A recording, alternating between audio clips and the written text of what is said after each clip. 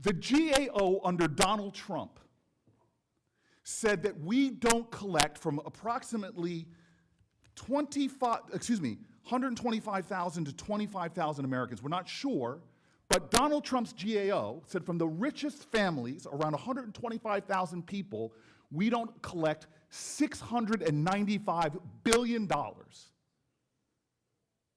And you want to talk about fiscal responsibility, that rich people get to grift and fraud, but we're going after a program to try to save a few $billion. A Senate Agriculture Committee hearing on the Farm Bill took a sharp turn when one member challenged the entire premise of the negotiations, arguing the committee was targeting SNAP beneficiaries while ignoring vastly larger sources of government loss. Here is how that exchange began. Don't leave before seeing the full context. When a senator cites a GAO report under the opposing party's own president to reframe a debate on government waste, the numbers deserve scrutiny. Watch right now.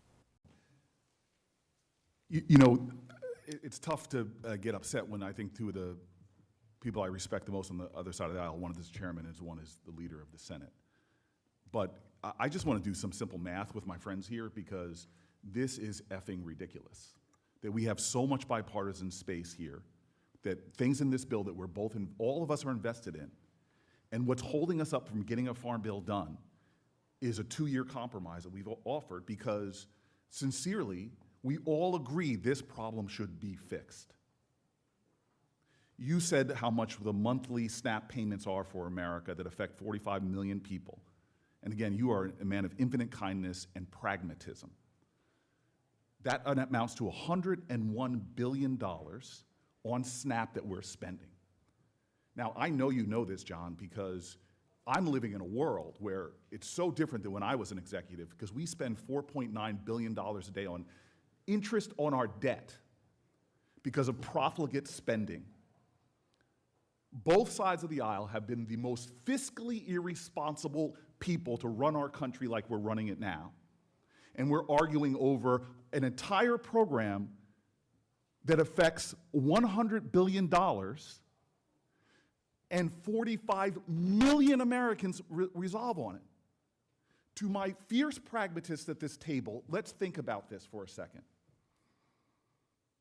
We're looking to get savings out of error rates, not fraud, in a program that's totally $101 billion. At the same time that we have areas of absolute fraud in this country that we don't even touch that affect rich people.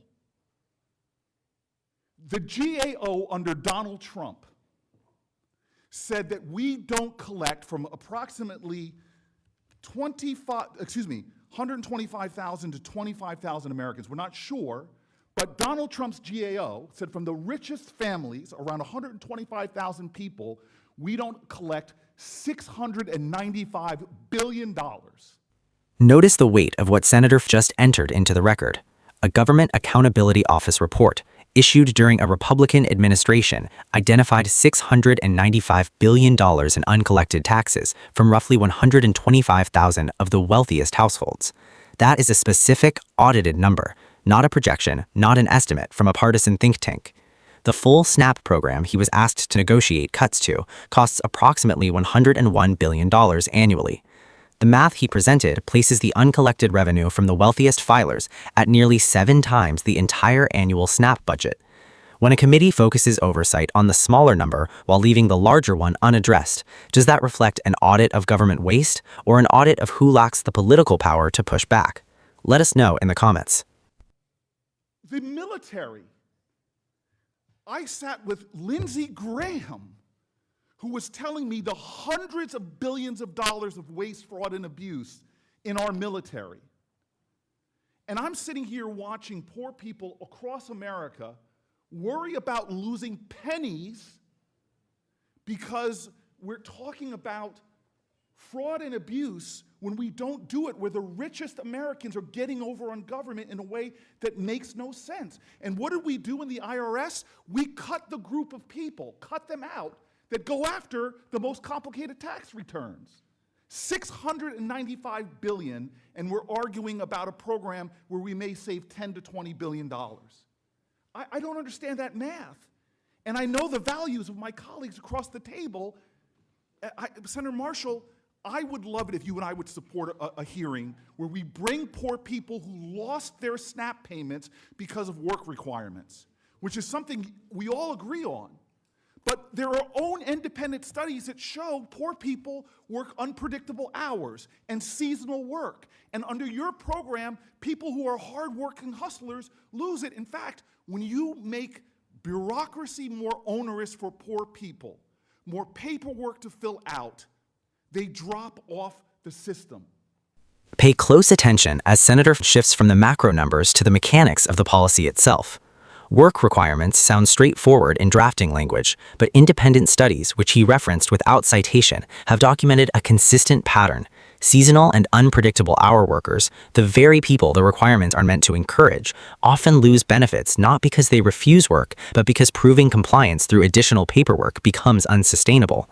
When a beneficiary drops off the rolls due to administrative burden rather than ineligibility, the program has not saved waste, it has reduced access by design. That distinction matters.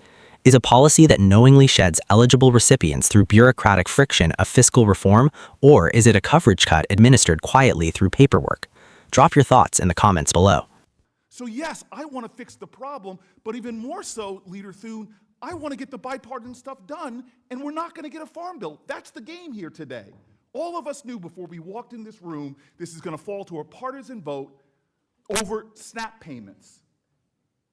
And so it's hard for me to sit here and participate in the Kabuki theater of fiscal responsibility when the last 10 years in America, the profligate spending and deficit spending has been gross and offensive.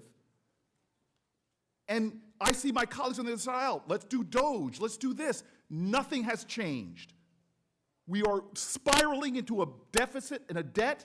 And where our big idea to solve that problem is to go after the most struggling Americans. That is hypocrisy when there's huge ways to save money out there that nothing is being done about. But of course, that's the rich people. If poor people could afford lobbyists in this country, we wouldn't be doing this. Watch carefully as the senator shifts from policy analysis to a direct accusation about the hearing's function. He called it Kabuki theater, a term meaning a performance where the outcome is predetermined and the participants are acting out assigned roles rather than engaging in genuine negotiation. When a member of the committee states openly that everyone present knew before walking in that the bill would fall to a partisan vote, the legislative process itself becomes the subject of scrutiny, not just its provisions. The claim about lobbying access is similarly specific. Registered lobbying expenditures in the United States exceed $4 billion annually, according to Open Secrets data. The question raised is not whether lobbying exists, but whether its distribution across interests shapes what Congress chooses to audit. Is that an observation about institutional capture, or an oversimplification of how priorities are set? Let us know.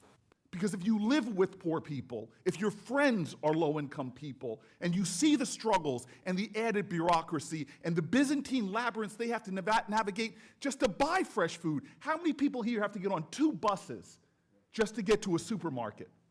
How many people here have to fill out oceans of paperwork just to get health care for your children?